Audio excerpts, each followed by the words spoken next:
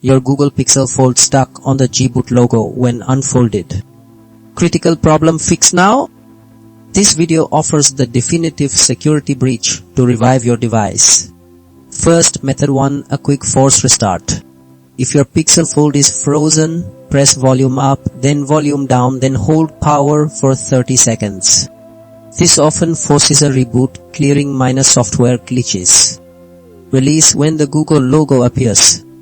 If that fails, method 2, clear your cache partition. This removes corrupt temporary system files. Power off, then hold volume down and power for recovery mode. Select the wipe cache partition, confirm, then reboot. This often resolves persistent boot problems without data loss. Still stuck? Method 3, factory data reset. A drastic but often necessary step for severe corruption.